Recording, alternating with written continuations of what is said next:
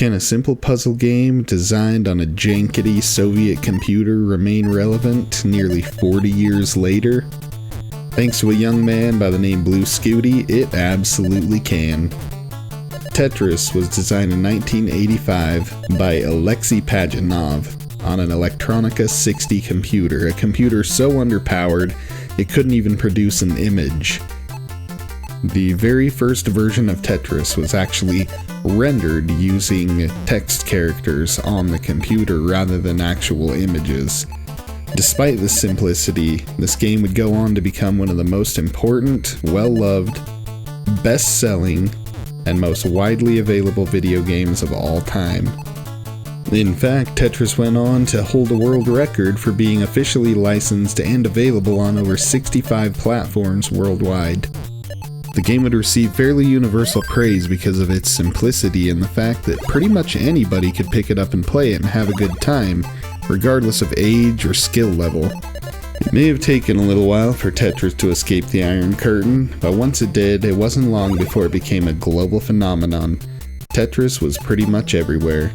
Everybody had it, anyone who didn't have it wanted it, and everybody who made video games offered it. People loved this game, and that was exactly what Alexei Pajitnov wanted. His goal in life was to make people happy with computers, and Tetris did exactly that. Very few, if any, other video games would go on to see longevity and success to rival that of Tetris.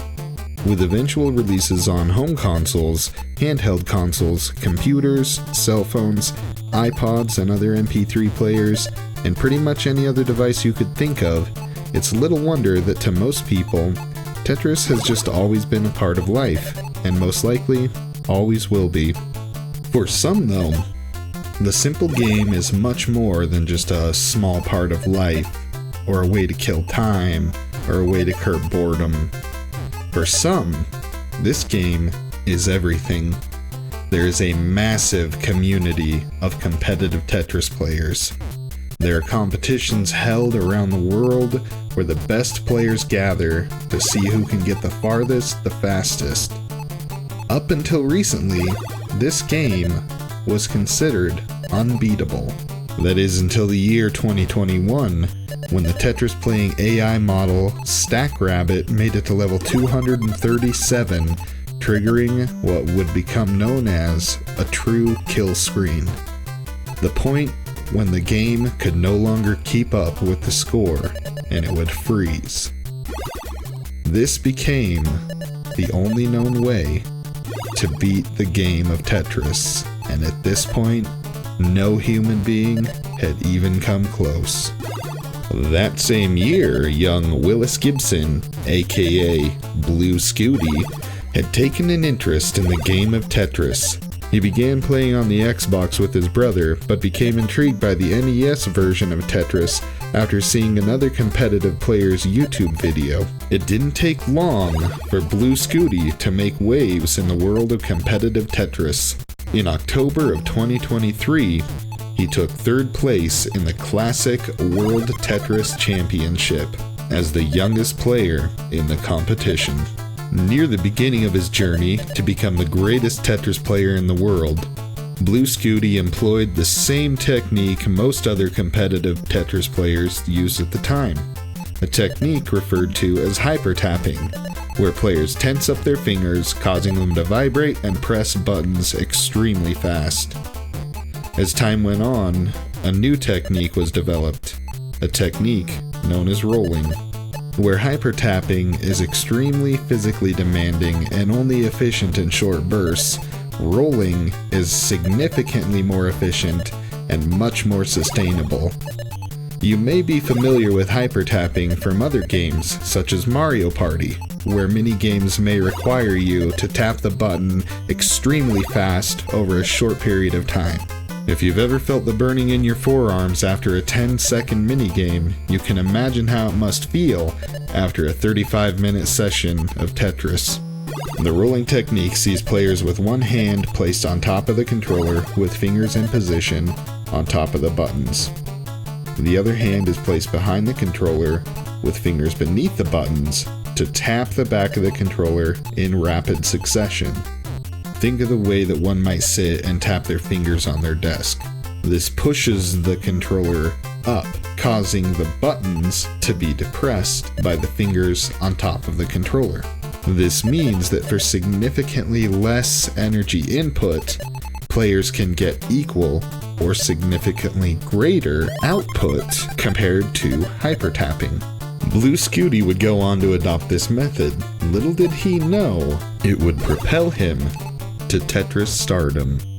Beginning his climb to greatness in early 2022, it would be just shy of 2 years later, on December 21st, 2023, when Blue Scuti would seal his position in the history books as the first human to ever beat the unbeatable game Tetris. In a blistering 40-minute display of determination and dexterity, Blue Scuti masterfully dropped block after block into line after line. The score soared, the levels blazed by. The game began to glitch, the colors darkened. This was the hardest phase. These levels, nicknamed Dusk and Charcoal, are considered the most difficult part of the game. The blocks are so dark in color, they almost blend in entirely with the background. Most players will never see this section of the game, but for Blue Scuti, this was the beginning of the end of what may be the greatest achievement in video game history. "I missed," you hear him say on level 156 as he misplaces a block that he knew would trigger the kill screen. "Please crash," he calmly pleads with the game as blocks continue to fall faster than the average human mind can comprehend, and the game advances to level 157.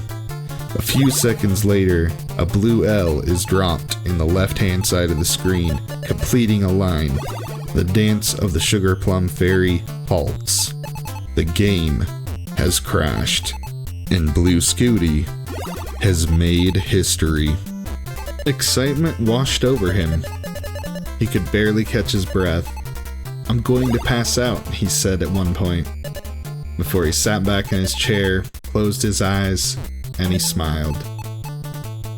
Blue Scuti was the first human ever to beat Tetris, a game which has been played millions upon millions of times, with the same result at the end of each session: game over. Why does any of this even matter? Why do people care? There are plenty of people who ask that same question. There were people who criticized him, said that he needed to go outside and get some sunlight. People who didn't understand that there's no such thing as wasting time when you're doing something that you love. It does not matter what the end result is. It does not matter what other people view as productive. What matters is what you enjoy. And if you are doing something that brings fulfillment and happiness to you as a person, then you can never waste your time. I saw the news about this a few days after the new year, and immediately I saw people on Facebook trying to discredit this kid, trying to say, "Well, I've done it before, I know a guy who's done it before," but none of them have any proof of that, and I genuinely do not believe them, not for 1 second. Now, I do know that there are versions of Tetris that have been released that do have an end, but the NES version was never intended to have an end. It was never thought that it could be beaten. And this young kid has shown us all that just because something is thought to be impossible does not mean that it is impossible. And yet for some reason, there's still so many people being so negative about it, and I just don't get it. This is an inspiration, in my opinion. This kid has inspired me. I have Tetris in so many different forms, and I never play it. And I've never made it very far on it. In fact, the session you see playing in the background is my best session ever. And I am unbelievably proud of it, even though I know that compared to a lot of people, it's not that good. But I'm not concerned with how good other people are. I'm concerned with how good I am. And I have been inspired by Blue Scuti to improve my personal record at Tetris just because it looked so fun. I know I will never accomplish what he accomplished. I will never get as far as he got. But for now, I've gotten the farthest I've ever been, and I've seen a screen I've never seen, and I could not be happier. I have so many memories with this game. I played it so much, but so little because I just couldn't get invested. I didn't know how to focus. Now I do. And thanks to this moment, for me, Tetris, the 40-year-old game developed on a jankety Russian computer, is completely relevant again. Good job, Blue Scuti. You are a legend. And there are a lot of us out there in the gaming community who are extremely proud of you. I'll see you guys in the next video.